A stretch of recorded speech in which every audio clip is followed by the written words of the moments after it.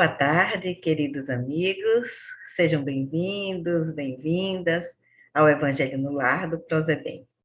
É com imensa alegria que aqui estou para juntos estudarmos sobre o Evangelho, a boa nova que Jesus veio anunciar para a alegria e consolo da humanidade.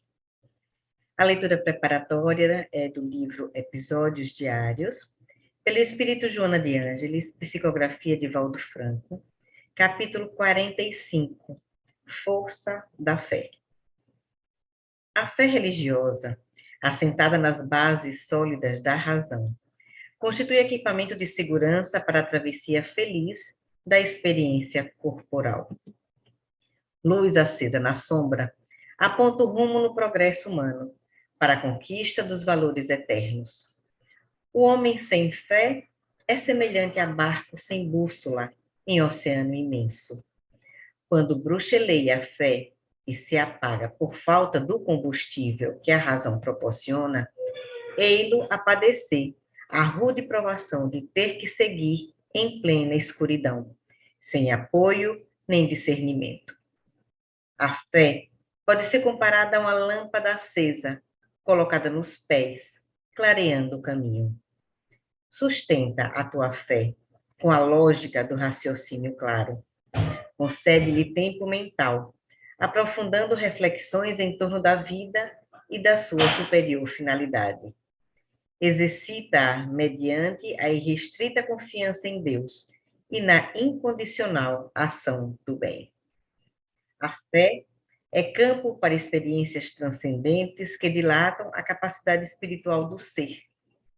Com o dinamismo que a fé propicia, cresce nas tuas aspirações, impulsionando a vontade na diretriz da edificação de ti mesmo, superando impedimentos e revestindo-te de coragem, com que triunfarás nos tentames da evolução. Conforme a intensidade da tua fé, agirás, fazendo tua vida aquilo que realmente acreditas. Depois dessa belíssima mensagem de Joana, para a gente realmente meditar, né, sobre a fé, vamos para a nossa prece inicial. Querido amado Jesus, aqui estamos, Mestre, para o estudo do vosso Evangelho, pedindo a vossa proteção, o vosso auxílio, a proteção dos guias e espíritos mentores da nossa casa de oração, para que nos intua no bom esclarecimento das palavras que hoje vamos aqui pronunciar, em benefício de todos os que estão escutando, para o entendimento do vosso Evangelho, que é luz nos nossos caminhos. Fica conosco, Mestre amado. Abraça-nos, abençoa-nos, acolhe-nos, orienta-nos. Amém. Que assim seja.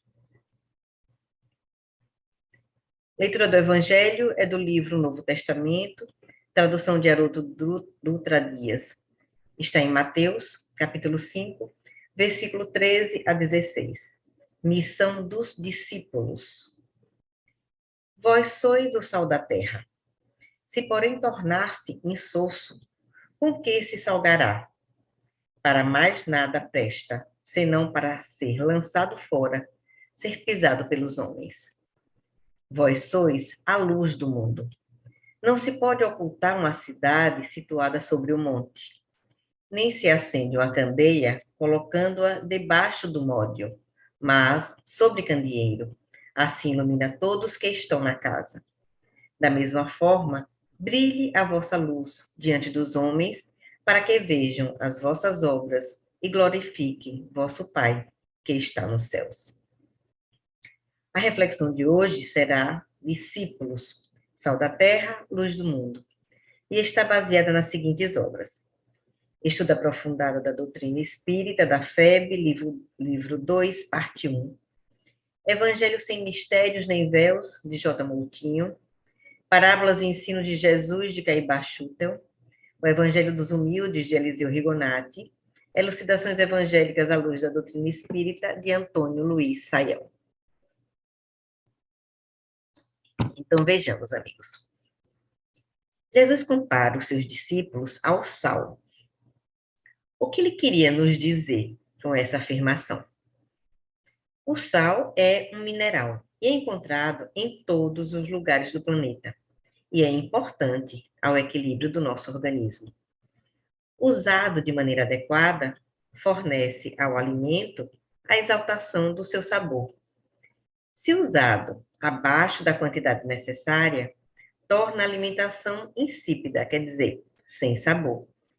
E se usado em altas doses, camufla o sabor do alimento, tornando-o impossível de ser consumido, não é mesmo? Segundo a química, o sal encontrado nos alimentos da terra ou do mar é o mesmo, dotado de qualidades essencialmente conservadoras e mantém-se incorruptível, preservando os corpos que com ele entram em contato. Antigamente não se tinha sistemas de refrigeração, não é isso? Então o sal era usado para a conservação dos alimentos. Sendo assim, o sal, substância incorruptível, representa o conhecimento que o ser humano possui através dos ensinamentos do Mestre e que seus discípulos devem espalhar, levando sabor à vida, temperando-a com os valores das virtudes morais. Sua moralidade, seu amor a Deus, sua submissão às leis divinas, sua fiel observância aos mandamentos que vêm de Deus e do Cristo, decorrendo tudo isso do aproveitamento dos ensinos de Jesus, são o que lhe constitui o saber. Se o ser humano perde isso de vista, perde o sabor da vida, passa a ser sal insípido. E Jesus diz nessa passagem do Evangelho: para nada mais servirá, senão para ser posto fora e pisado pelos homens. E aí, como podemos interpretar essa fala do mestre? Então, há duas maneiras de interpretação. Vejamos a primeira. As pessoas que não auxiliam o próximo, o que não ensina aquilo que sabe, aqueles que não se condói do mal alheio e não procura aliviá-lo, é sal insípido. Só serve para ser pisado pelos homens, como disse Jesus. Sal que não condimenta e luz que não ilumina. A segunda maneira. Haverá uma época em que somente espíritos bons habitarão nosso planeta.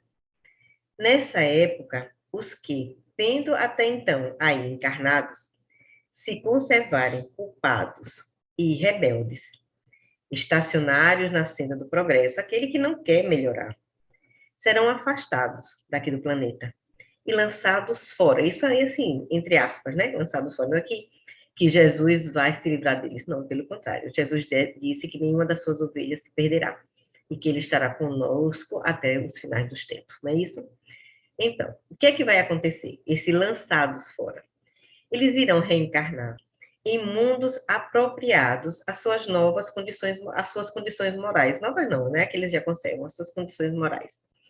Onde terão que permanecer até que tenham vencido a obstinação no mal e a cegueira voluntária. Então, até que comecem a progredir.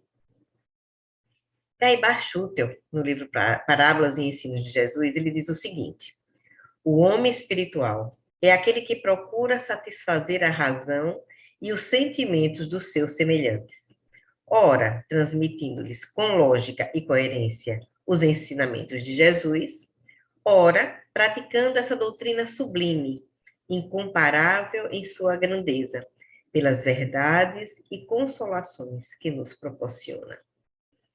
Então, as lições de Jesus, explicadas à luz da codificação espírita, recupera sua versão original, que é o Evangelho redivivo, que vem trazer à humanidade a compreensão sobre o próprio destino depois da morte física, sobre a vida organizada na espiritualidade e sobre a justiça divina.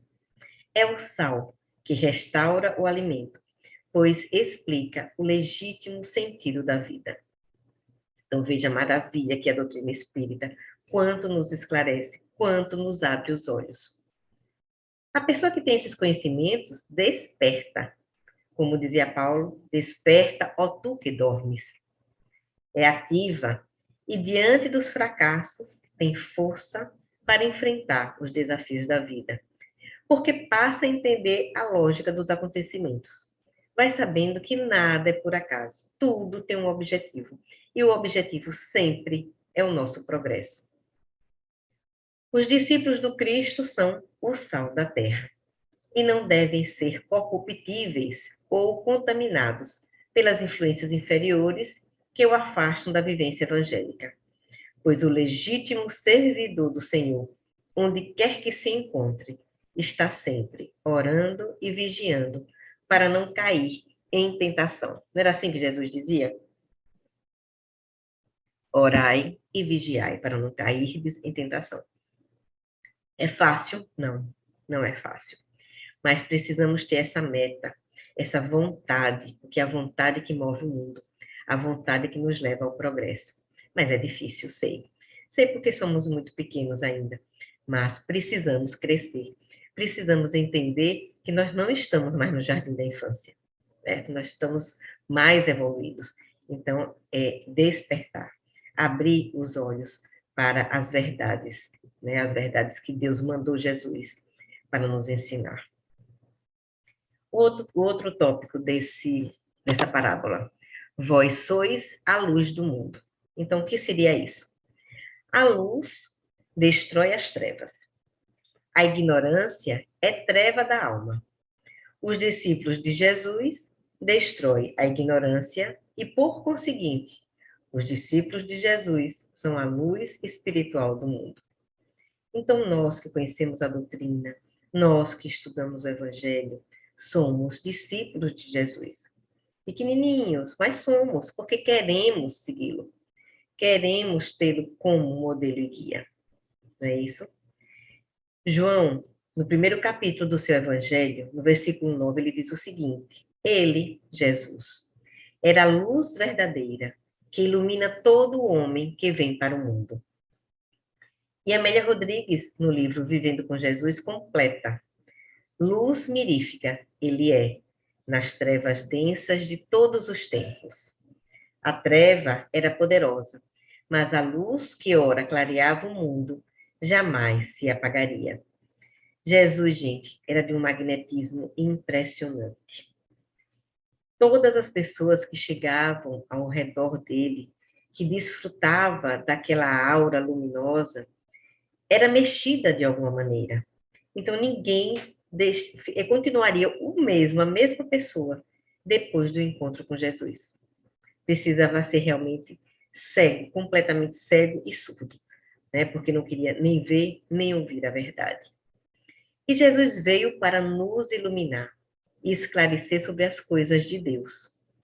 Ensinou aos seus apóstolos a verdade divina, para que eles fossem os propagadores da vinda do alto, de tudo aquilo que era revelado pelo alto, divulgando pela palavra e pelo exemplo, porque não adianta só falar, a gente precisa falar e exemplificar, tirando o povo da ignorância, mostrando que o conhecimento deve estar ao alcance de todos. Por isso, Jesus pregava nas praças, nas praias, nos montes. Ele não ficava restrito só às sinagogas, né? Ele era para todos. Jesus veio para todos. E procurava aquelas pessoas mais simples. Por isso que ele falava por meio de parábolas, para que o povo assimilasse bem os ensinamentos. Porque se você conta uma história, aquela história mexe com a pessoa e fica muito mais retida as informações do que se ele apenas falasse, falasse, falasse. Lembrando que os evangelhos só foram escritos muitos anos depois, né? Então, tudo era pela palavra. Então, assim, hoje, nós, os espíritas, somos, ou devemos ser, o sal da terra, a luz do mundo. Jesus disse que nada ficaria oculto ou desconhecido, se referindo às gerações futuras, que não se satisfazendo com a letra, haveriam de procurar o espírito e de compreender que Jesus veio para alargar os horizontes, para promover o progresso espiritual da humanidade. Porque se a gente vai ler o Evangelho e ficar preso à letra, preso àquilo que está escrito, não buscar o significado real do que Jesus veio dizer, então fica no mesmo, entendeu? A letra mata, o espírito vivifica. Então, é esse espírito da letra que a gente precisa procurar nos evangelhos. A luz simboliza o esclarecimento, a orientação, o processo educativo, capaz de nos transformar para melhor. E Jesus nos convoca a resplandecer a nossa luz.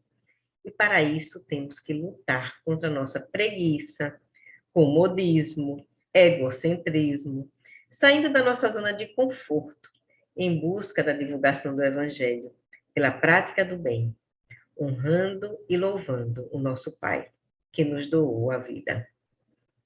Nós, que tivemos a aventura de conhecer as leis divinas, devemos nos esforçar para que o maior número possível de pessoas a conheçam também. Não espalhar os conhecimentos espirituais é colocar a candeia sob o alqueire, como nos disse Jesus. É esconder egoisticamente a luz, que deveria beneficiar a muitos. Sabe que antigamente tinha aqueles iniciados, só eles que tinham acesso ao conhecimento da verdade. Com Jesus isso acabou. Ele veio trazer a verdade para todos. Tanto é que ele ficou naquela comunidade de pescadores, de pessoas simples, de pessoas humildes, porque ele queria ensinar a esses, ao que ele chamou de pobres de espírito, para que esse conhecimento fosse levado através do coração de cada um. Pobre de espírito não é menosprezando ninguém, pelo contrário, é aquela pessoa humilde que aceita os ensinamentos, que tem uma visão mais simples da vida e são capazes de entender as verdades divinas. Os médiuns trazem consigo uma grande luz, que é a mediunidade. Sabemos que para que essa luz divina brilhe, o médium é obrigado a travar duras lutas internas e externas. E o que é que acontece? Muitos afastam-se do trabalho, apagando aquela luz que clarearia o caminho de muitos irmãos menos evoluídos. A missão mediúnica tem os seus percalços, mas é uma das mais belas oportunidades de progresso e redenção, concedidas por Deus a seus filhos. Isso está na questão 382 do livro Consolador de Emmanuel. Nesse mesmo livro, na questão 387, Emmanuel diz que a primeira necessidade do médium é evangelizar-se a si mesmo, antes de se entregar às grandes tarefas doutrinárias, pois, de outro modo, poderá esbarrar sempre com o fantasma do personalismo em detrimento de sua missão. Porque muitos médios se julgam o tal, porque tem essa faculdade, porque tem aquela. Mas, na verdade, tudo isso nos é dado por Deus, para que a gente ajude o próximo. Isso não é uma coisa que é nossa, é dada por Deus, é um talento, é um tesouro que é dado por Deus para nós, para cumprirmos missão, e não para nos vangloriarmos. Bezerra de Menezes, em Garimpeiros do Além, diz que mediunidade com Jesus é a porta de intercâmbio com o mundo espiritual, trazendo à humanidade sofredora a chuva de bênçãos que os benfeitores proporcionam aos seus tutelados. Não esqueçamos que a ciência é a fonte de luz para o desenvolvimento da humanidade e que promove o progresso intelectual. Então, conjuguemos devidamente os dois elementos. Quais são eles? Moral e ciência. E teremos toda a luz que necessitamos. E seremos, desse modo, luz do mundo e sal da terra.